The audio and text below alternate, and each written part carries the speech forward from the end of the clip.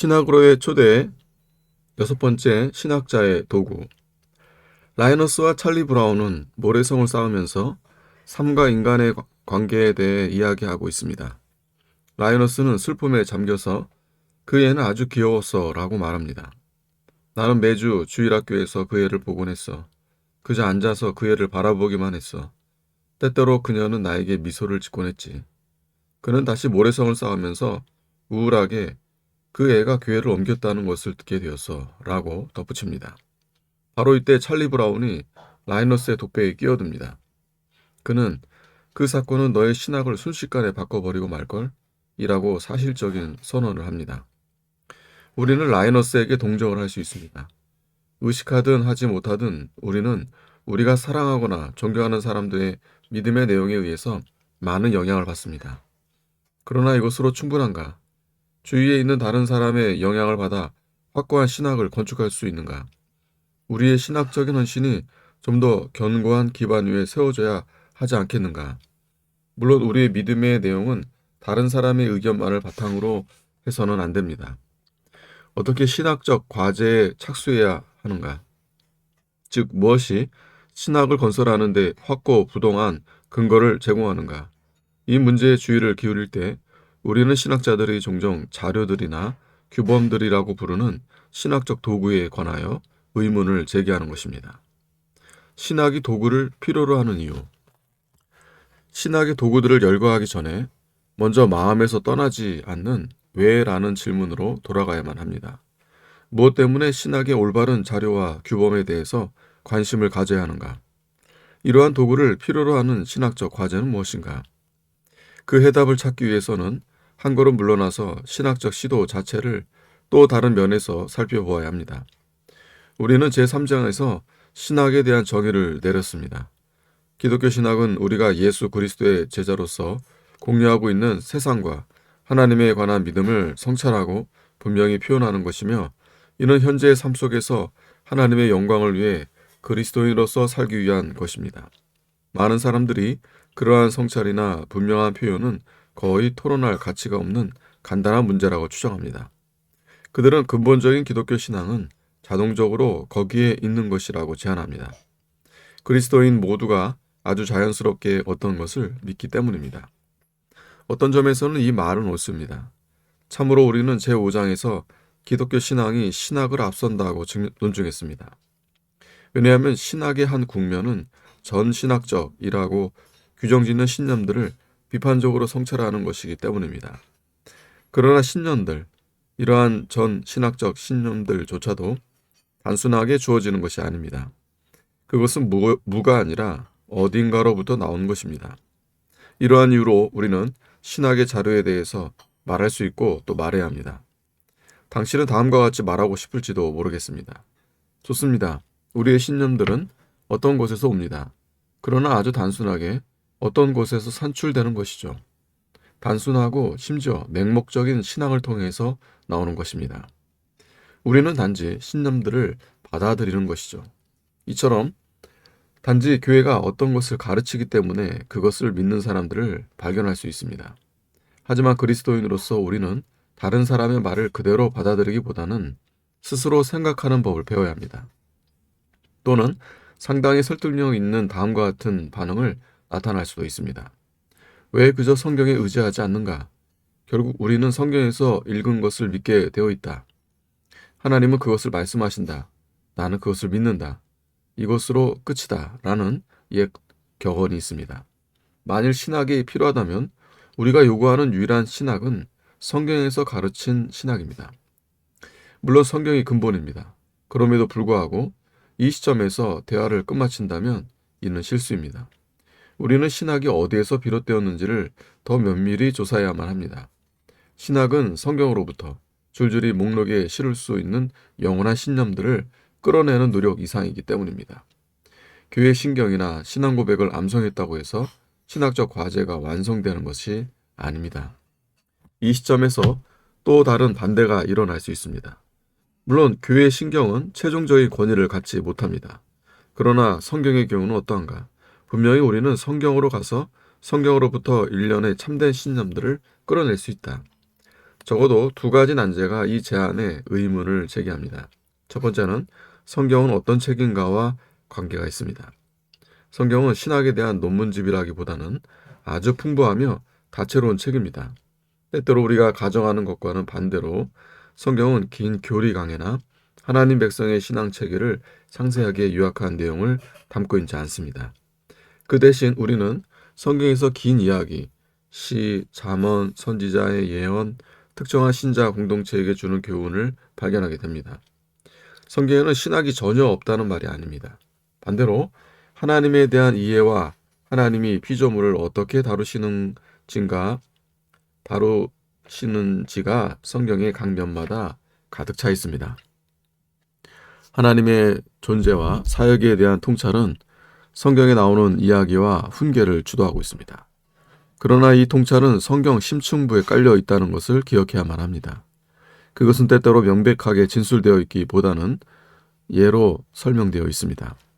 그것은 성경 어디에서도 성경, 교회의 신경에서처럼 조직적인 방법으로 제시되어 있지 않습니다. 두 번째 난제는 우리가 누구인가와 관련이 있습니다. 때때로 가정하는 것과는 달리 우리는 성경을 중립적인 자세로 읽지 못합니다. 우리는 역사적, 문화적 상황에 영향을 받은 시각으로 성경을 읽습니다. 최근에 나는 작년 주일학교에서 교회에서의 여자의 역할에 대한 토론을 인도했습니다. 여자가 교회 지도자 위치에서 봉사할 수 있는지에 초점을 맞추어 토론한 후에 한 남자가 다가와서 말했습니다. 교수님, 이 문제는 아주 단순하지 않습니까? 바울은 장로는 한 아내의 남편이어만 한다고 선언합니다. 분명히 하나님의 뜻은 남자만이 교회 지도자로 일하는 것입니다.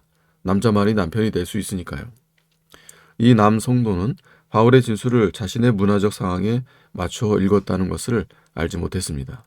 그는 바울을 현대적인 무대로 옮겨 놓은 것이 아닙니다. 이어진 대화에서 나는 우리가 아프리카에서 같은 주제를 놓고 이야기한다면 그 본문으로부터 아주 다른 결론을 이끌어낼 것이라고 지적했습니다.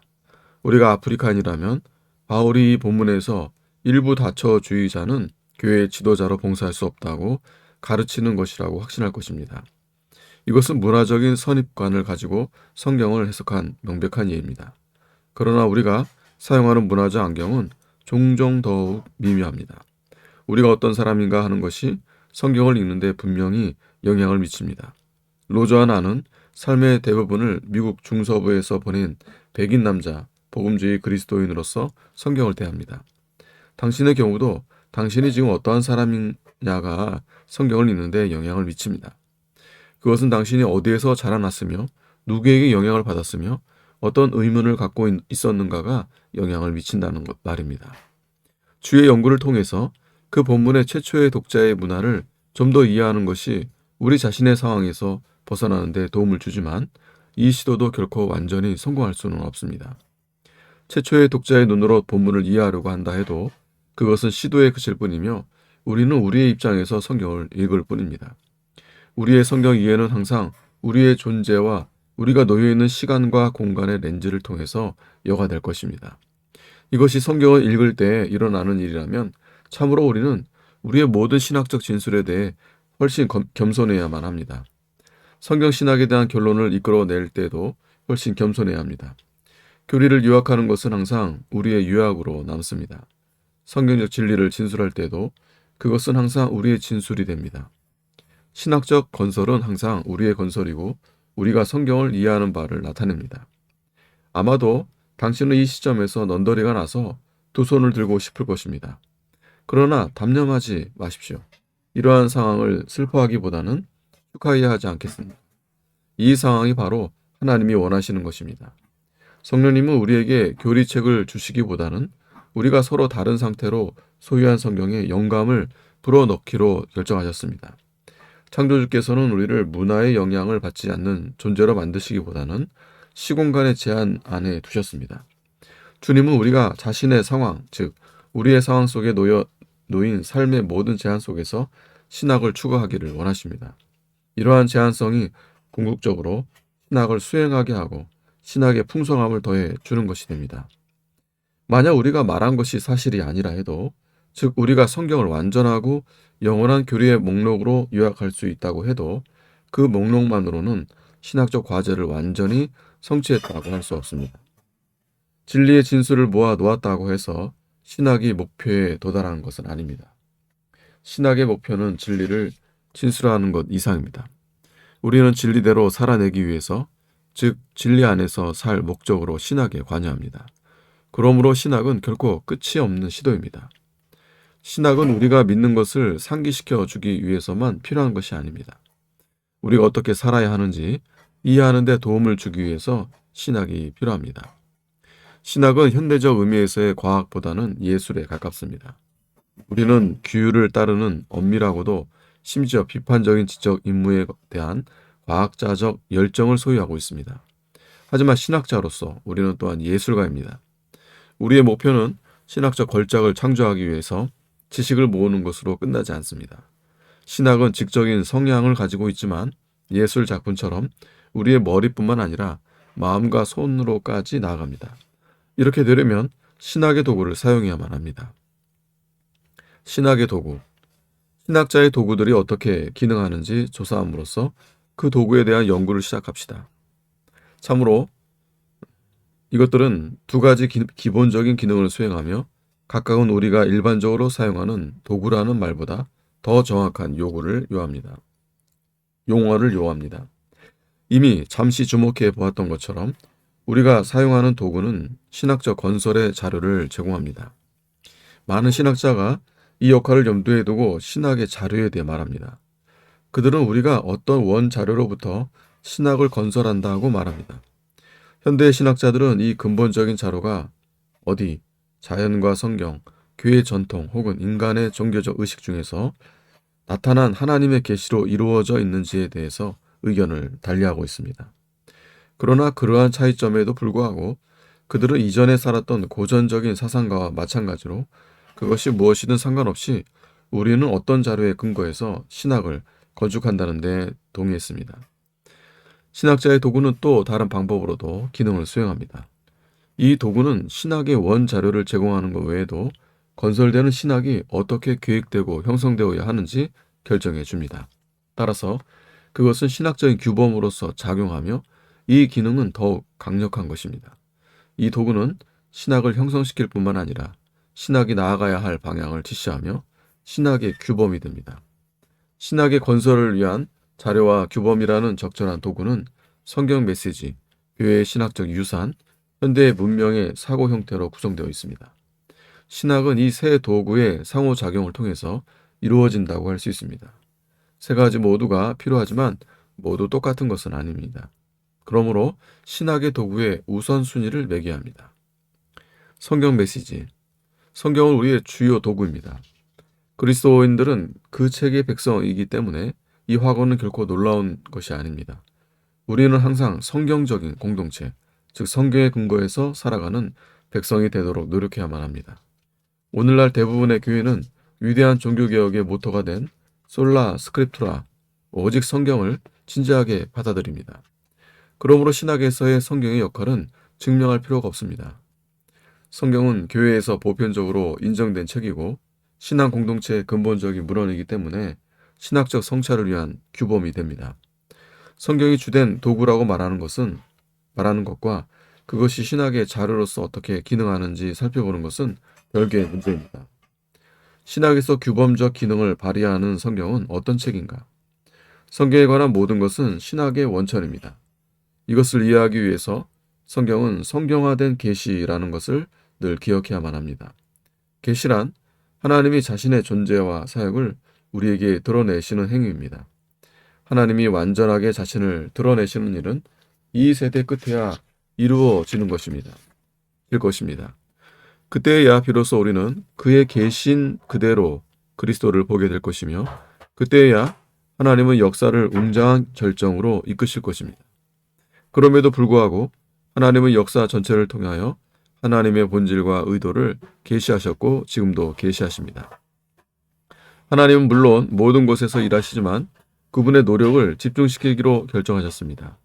고대의 하나님은 이스라엘과 함께 일하셨는데 이는 이 나라가 역사에서 중요한 역할을 감당할 것이기 때문이었습니다. 예수님이 오신 이후로 하나님은 주로 교회를 통하여 자신의 사역을 이루어 나가셨습니다. 성경은 이러한 일들을 알려주거나 계시합니다. 성경은 하나님이 먼저는 이스라엘과 후에는 교회와 어떻게 특별한 관계와 언약을 맺으셨는지 가르쳐 줍니다. 또한 성령님이 어떻게 고대의 신앙 공동체를 인도하여 이 특별한 관계에 응답하게 하셨는지를 보여줍니다. 성경의 핵심에는 하나님이 구약시대에 시작하셨던 일을 성취하신 예수 그리스도의 이야기가 놓여 있습니다. 신약 성경은 그리스도께서 오신 것을 둘러싼 위대한 사건들, 특별히 예수님의 사역, 죽음, 부활, 그리고 성령의 지도 아래 이루어진 초대교회의 성장을 이야기합니다. 신약 성경은 또한 초대 기독교 지도자들이 이러한 사건들로부터 이끌어낸 의미들을 제시합니다. 우리가 복음이라고 부르는 이 성경 메시지는 기독교 신학의 기반을 형성합니다. 신학의 목표는 오늘날의 세계에서 우리로 하여금 하나님을 믿는 백성이 되도록 도와주는 것입니다. 우리는 아무 의미 없는 백성이 아닙니다. 신학은 우리로 하여금 초기 신자들이 당시에 하나님께 충실하려고 했던 것과 동일한 방법으로 기독교 공동체가 되게 합니다. 이 과제를 수행하기 위하여 신학은 성경 메시지에 의존합니다. 신학은 성경의 중심적인 이야기로 우리를 인도합니다. 그리스도 안에서 우리를 자신과 화목케 하신 하나님의 사역에 대한 이야기는 우리의 삶을 이해할 수 있는 주요한 범주를 제공합니다. 초대 그리스도인들처럼 우리도 그리스도를 만났고 그리하여 옛 생활에서 새 생활로 옮겨졌습니다. 그리고 하나님의 한 백성이 현재적으로 구체화된 실체로서 우리는 하나님이 이스라엘 역사와 초대교회 안에서 일하셨던 이야기 전체를 우리의 것으로 이해하게 됩니다. 또한 신학은 우리를 소위 성경의 교훈적인 부분으로 인도합니다. 신학은 오늘날의 그리스도인의 삶을 염두에 두고 이 자료를 조사합니다. 우리는 신학적 작업을 통하여 성경적인 통찰을 다음과 같은 현대 세계의 중심적인 신학 문제에 적용시키려고 합니다. 나사렛 예수 안에 계시된 하나님을 믿는다고 고백하는 사람들의 공동체가 된다는 의미는 무엇인가? 현 상황에서 이 신앙 고백을 어떻게 언어로 구체화시킬 수 있는가? 간단히 말해 신학은 우리는 어떤 존재가 되어야 하고 무엇을 말하며 행해야 하는가라고 묻습니다. 이 질문에 대답하기 위하여 사용하는 주된 도구가 성경 메시지입니다. 우리는 하나님의 존재, 말씀, 사역, 의도에 관한 사도들과 선지자들의 말에 근거하여 신학을 합니다. 또한 우리는 초기의 신앙 공동체 역시 하나님의 백성인 것을 의식하면서 그들이 생각한 것과 행한 일을 바라봅니다. 참으로 그들은 기본이 되는 신앙 공동체였습니다. 그러므로 성경은 우리가 하는 모든 신학 작업의 원천이 됩니다. 성경은 모든 세대에 걸쳐 하나님의 백성을 가르치고 그들을 만들어가는 법규입니다. 고대 신학자가 말한 것처럼 성경은 신학의 규범을 형성하는 규범이다. 미국과 같은 현대 민주주의 헌법의 역할을 살펴보면 성경의 이러한 근본적인 역할을 이해할 수 있습니다. 무엇이 이 나라의 기초를 이루고 있는가? 그것은 단순히 50개의 주를 합친 것인가? 어떤 사람이 미국 시민이 되는가? 단순히 미국 국경 안에 살게 되었거나 정부에 세금을 내기 때문인가? 아닙니다. 미국의 국민이 되고 시민권을 취득하는 것은 미국 헌법과 관련이 있습니다. 이 문서, 즉 그것을 통해 표현된 인간 정부의 이상, 미국인들이 적어도 정치적 혹은 법적 차원에서 함께 삶을 영위하기 위하여 동의한 표준 문서입니다. 이 문서는 공동체 생활의 구조를 이루는 기반이며 삶에 관계된 문제를 호소할 수 있는 최종 재판소입니다.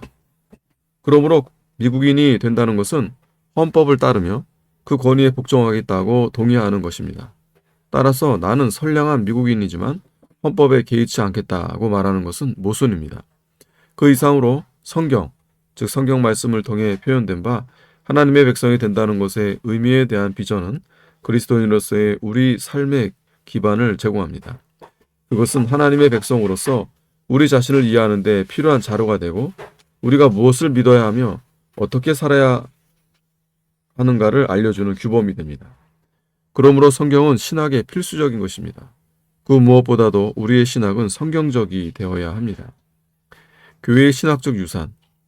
유산은 우리의 두 번째 도구입니다. 많은 그리스도인이 그들이 태어나기 몇 년 전에 일어났던 일만을 살펴보는 것으로는 그다지 유익을 얻지 못합니다. 아마도 찰리 브라운의 누이 셀리가 숙제를 하는 모습에서 우리 자신의 모습을 볼 수 있을 것입니다. 그녀의 과제는 교회의 역사에 관한 에세이를 쓰는 것입니다. 셀리는 제목은 쉽게 썼지만 그 주제에 관해서 무엇을 써야 좋을지 몰랐습니다. 그런데 갑자기 영감이 떠올랐습니다. 그녀는 교회의 사회에 대하여 쓸 때 우리는 처음으로 되돌아가야만 합니다. 라고 글을 시작합니다. 그리고 자신있게 글을 이어서 우리 목사님은 1930년에 태어나셨습니다. 라고 씁니다. 왜 우리는 1930년 이전에 일어났던 일에 관심을 가져야 하는가? 왜 지난 2000년 동안의 유산에 관심을 가져야 하는가? 하나의 대답은 거의 자명한 것처럼 보입니다. 중간의 시간을 고려하지 않고 고대의 사도들과 선지자들이 활동하던 시간으로부터 직접 현 상황으로 뛰어들려고 하는 것은 어리석고 불가능한 일입니다. 우리는 초대교회가 이 세상에서 그리스도의 공동체를 이룩한 이후의 첫 세대가 아닌 것입니다. 그와는 반대로 우리는 수세기에 걸친 하나님의 백성이 역사적인 궤도 가운데 현대에 구현된 실체입니다. 교부시대부터 현 시대까지 교회는 계속해서 자신의 신앙을 표현하려고 노력해왔습니다. 신앙의 선배들도 우리처럼 성경 메시지의 의미를 알려고 고심했습니다. 그들의 묵상과 결론과 고백은 영성적인 유산이 됩니다. 그들은 우리가 그들이 했던 것처럼 신학적 과제를 수행할 때 도구가 되는 위대한 유산을 남겨주었습니다. 이 유산을 인식하는 일은 아주 쉬울 수 있습니다. 그러나 어떻게 유산이 신학자의 작업 도구가 될 수 있으며 신학의 자료와 규범으로 작용하는지 이해하는 것은 좀 더 어려운 일입니다. 아마도 우리는 신학을 건설하는데 지침을 제공하는 중거점이나 길잡이로서의 교회의 신학적 유산에 대해 말해야 이러한 역동적인 관계를 이해할 수 있을 것입니다. 우리의 유산은 신학적 과제를 수행하려 한 과거의 예들을 내포하고 있으므로 중거점이 됩니다. 우리는 과거를 해고함으로써 피해야 하는 함정, 걸려 넘어질 수 있는 지뢰, 탐구할 가치가 없는 막다른 골목이나 맹목적인 길에 대해 경계를 하게 됩니다. 예를 들면 신학의 역사는 그리스도에 관한 교리를 건설하는 데서 생길 수 있는 위험을 경고해 줍니다. 기독교가 로마 제국에서 세력을 얻게 되었을 때 신학자들은 신적이며 하늘에 계신 통치자로서의 그리스도께 초점을 맞추기 시작했습니다. 지상의 로마 황제를 모델로 삼았기 때문입니다. 그리하여 그들의 기독론은 인간 실존의 세계로부터 멀리 계시고 고귀하며 신적인 주님을 강조했습니다. 그들은 우리의 인간됨과 인간의 한계까지도 완전히 공유하신 성육신하신 분에 대한 시각을 잃어버렸습니다. 이로 인하여 그리스도인들은 자기들을 이해하고 동정할 수 있는 존재로 예수님보다 마리아를 더욱 의지하게 되었습니다. 비극적이게도 중세의 몇몇 그리스도인은 기도의 중보자로서의 성자를 마리아로 대체했습니다. 과거의 신학적 진술은 가능한 위험에 대해 경고해 주는 것 외에 또한 우리가 신학적 소명에 응답할 때 우리를 전망이 밝은 방향으로 인도해 줍니다. 예를 들어 삼일체 교리를 회복시키려는 현대의 노력은 갑바도기아 교부들인 바질과 그의 형제 그레고리 그리고 그들의 친구 그레고리와 같은 고대 헬라 사상가들로부터 귀중한 통찰을 얻게 되었습니다. 중거점으로서의 교회 유산은 또 다른 방법으로 공헌합니다. 오늘날 우리는 수세기에 걸쳐 존재하는 신앙 공동체에 속한 지체임을 의식하면서 신학에 참여하고 있습니다. 우리는 그리스도 예수의 한 교회에 참여하기 때문에 하나님의 모든 백성과 교제를 나누기를 원합니다. 이러한 참된 에큐메니즘의 한 국면으로 우리는 여러 시대에 걸쳐 존재한 교회와 기본 교리에서의 연속성을 유지하려고 노력합니다. 이렇게 하기 위한 중요한 방법은 여러 세대의 그리스도인들 사이에서 폭넓게 인정되었던 교리의 공식화에 주의를 기울이는 것입니다. 그러한 교리의 공식화는 시대의 검증을 이겨내고 신학적 진리의 고전적 진술이 되어 교회 역사를 통하여 이정표로 나온 것입니다. 이러한 신앙 고백들은 여러 세계를 통하여 하나님의 백성을 하나로 결속시킵니다. 그것들은 또한 교회가 어느 것까지 정통으로 간주해야 하는지 경계를 가르쳐주는 역할을 했습니다. 예를 들면 여러 세대를 통하여 교회는 예수 그리스도께서 완전한 하나님이시자 완전한 인간이심을 선포했습니다. 참된 그리스도인이 되기 위해서는 예수님은 누구신가? 라는 질문에 대한 답으로 그분의 인격의 이 두 가지 면을 인정해야만 합니다. 우리의 공통된 유산은 이것을 상기시켜 줌으로써 우리가 하나님의 한 백성이 현대에 구현된 실체가 되는데 중요한 역할을 수행합니다. 집집마다 방문하는 복음 전도자가 그리스도는 아버지와 동등하신 영원하신 아들이 아니라고 주장할 때 우리는 역사적인 교회의 중심적인 흐름에서 벗어난 사람과 만나고 있음을 알게 됩니다. 이것은 신경과 신앙 고백이 절대적인 권위를 가지고 있다는 말은 아닙니다. 우리는 감히 교회 전통을 권위 있는 계시의 성경과 동등한 수준에 올려놓을 수 없습니다. 성경은 우리의 1차적인 자료이자 규범을 형성하는 규범으로서 항상 교리의 공식화 과정에서 심판관 자리에 서 있어야 합니다. 또한 교리적 진술은 단순히 그 자체를 위하여 존재해서는 안 됩니다. 유산을 도구로 사용하는 목적은 우리가 현 상황에서 기독교의 전통 신학을 건설하려고 할 때 우리를 모든 시대의 교회와 연결하는 것입니다. 미국 정부 체제에서 이끌어낸 앞의 유추를 살펴보면 이것이 명백해질 것입니다. 헌법을 만든 이후 수세기 동안 미국 법정은 그 문서의 이상을 여러 경우에 적용시켰습니다. 어떤 것들은 헌법의 의미에 대한 전례를 남긴 획기적인 결정이 되었습니다. 현대의 재판관들은 어려운 문제를 숙고할 때 기꺼이 이 결정에 의존하거나 호소하려고 합니다. 그러나 아무리 기념비적이라고 해도 그러한 전례가 헌법 자체와 똑같은 비중을 차지하지는 못합니다. 실제로 특히 대법원의 판사는 과거의 선례를 번복하는 듯한 판결도 할 수 있습니다. 이와 유사하게 우리는 오늘날 신학을 건설하는 작업의 지침을 얻기 위해 유산 가운데 존재하는 이정표에 의존한다. 간단히 말해서 신학은 성경적이야 하는 것에 더하여 항상 기독교적으로 남아야 합니다. 현대 문화의 사고 형태. 우리의 과제는 완전히 성경적이고 기독교적인 신학을 건설하는 것임을 확증했으나 한 가지 요소가 여전히 남아 있습니다. 우리의 목표는 현대의 상황 가운데서 그리스도인으로서 살기 위하여 하나님과 세상에 관한 근본적인 믿음을 분명히 표현하는 데 있습니다. 따라서 문화라는 한 가지 도구를 더 첨가해야만 합니다. 그리스도인은 항상 하나님이 삶을 허락하시고 사역하도록 부르신 상황 안에서 자신의 신앙을 명백하게 표현하려고 노력해왔습니다. 우리도 똑같은 임무를 가지고 있습니다. 선조들처럼 우리가 이 세상에서 하나님의 백성답게 되는 방향으로 우리의 믿음을 제시하기를 원합니다. 즉 성경적이고 기독교적일 뿐만 아니라 오늘날의 적절한 신학을 추구하는 것입니다. 진실로 오늘날에도 적절한 신학은 적어도 세 가지 면을 구현하고 있습니다. 첫째로 오늘날의 적절한 신학은 기독교 신앙을 사람들이 이해할 수 있도록 분명하게 표현합니다. 각 사회마다 언어, 개념, 상징, 사고 형태 등 특정한 인식 도구를 사용하여 자신의 세계를 관찰하며 그것에 대해 말합니다. 각 사회에 속한 교회의 과제는 복음을 그 사람들이 이해할 수 있는 방법으로 진술하는 것입니다. 신학은 교회가 이 사명을 수행하는 데 도움을 줍니다. 그러므로 신학은 현대 문화의 언어를 빌려오게 됩니다. 우리는 오늘날 사람들이 생각하는 방식을 진지하게 받아들여야 합니다. 우리는 기독교 신앙을 이해할 수 있는, 즉 오늘날에도 적절한 방법으로 표현하기 위하여 현대 세계 인식 도구를 사용합니다. 최근에 나는 한 교회 모임에서 교회가 복음을 주변 사람들, 성경의 이야기보다 텔레비전 프로그램 같은 대중매체를 더욱 많이 따르는 언어로 표현하는 데 도움을 주는 신학의 역할에 관하여 강연을 하게 되었습니다. 그런데 질의문답 시간에 회중 가운데 유력한 지도자가 우리가 필요로 하는 것은 초기 제자들처럼 하나님의 어린 양의 메시지를 선포하는 것뿐입니다. 라고 말하며 나의 논지에 반박했습니다.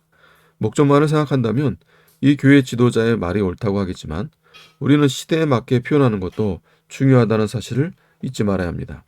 다양한 민족과 문화를 가진 도시의 거리 한 모퉁이에 서서 보라 세상 죄를 지고 가는 하나님의 어린 양이로다 라는 요한의 선언을 기계적으로 반복한다면 대부분의 통행인은 우리가 전파하는 것을 이해하지 못할 것입니다. 신학은 하나님의 백성이 일종의 해석 작업을 할 때 그들을 도와줍니다. 우리는 오늘날 사람들이 이해할 수 있는 언어로 기독교 믿음을 진술하려고 노력합니다. 신학은 현대 문화의 어떤 개념이 교회가 항상 한 세대에서 다른 세대로 그리고 한 장소에서 다른 장소로 전달하려고 노력했던 성경적 진리를 표현하는 합당한 수단인가라고 묻습니다.